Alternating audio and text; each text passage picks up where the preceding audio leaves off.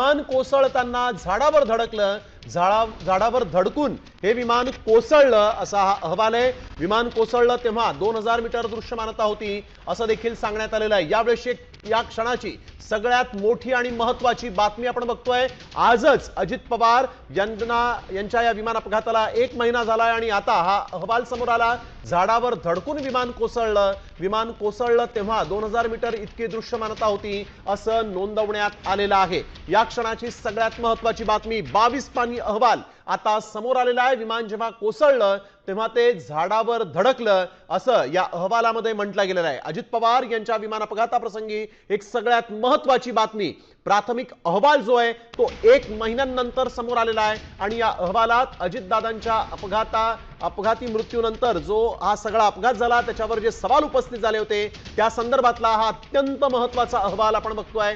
विमान ज्यावेळेस कोसळलं त्यावेळेस झाडावर धडकलं असं या ठिकाणी म्हटलं गेलेलं आहे। एक अत्यंत महत्त्वाची ही बातमी आपण बघतोय अजित पवारांच्या विमान अपघातासंदर्भातली। भरत मोहोळकर आमचे प्रतिनिधी आपल्या सोबत यावेळेस फोन लाईन वरून जोडले गेले आहेत। भरत, आजचा दिवस महत्त्वाचा आहे आणि हा अहवाल 1 महिन्यानंतर आलेला आहे। काय नेमकं या अहवालामध्ये म्हटलेलं आहे स्पष्ट?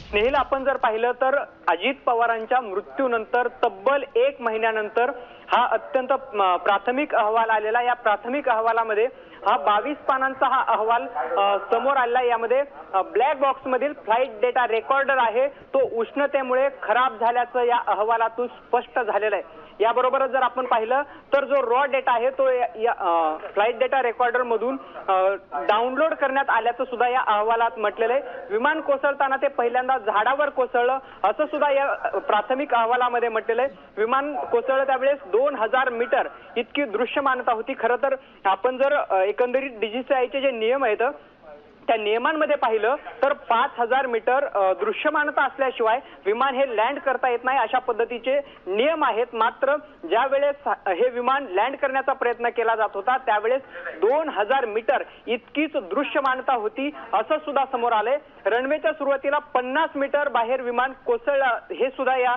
प्राथमिक अहवालातून समोर आलेलं आहे। त्यामुळे एकंदर आपण पाहिलं तर या 22 पानांच्या प्राथमिक अहवालातून जो चौकशी अहवाल जो आहे यातून जी माहिती समोर आली ती अत्यंत धक्कादायक आहे। एकंदरीत ब्लॅक बॉक्स मधील फ्लाइट डेटा रेकॉर्डर आहे तो उष्णतेमुळे खराब झाल्याचं अत्यंत महत्त्वाची माहिती या फ्लाइट डेटा या एकंदरीत अहवालातून समोर आली आहे। महाराष्ट्रातील सर्व बातम्यांचे विश्वासार्ह व्यासपीठ सकाळच्या सर्व सोशल मीडिया प्लॅटफॉर्मला लाईक, फॉलो आणि सबस्क्राईब करा।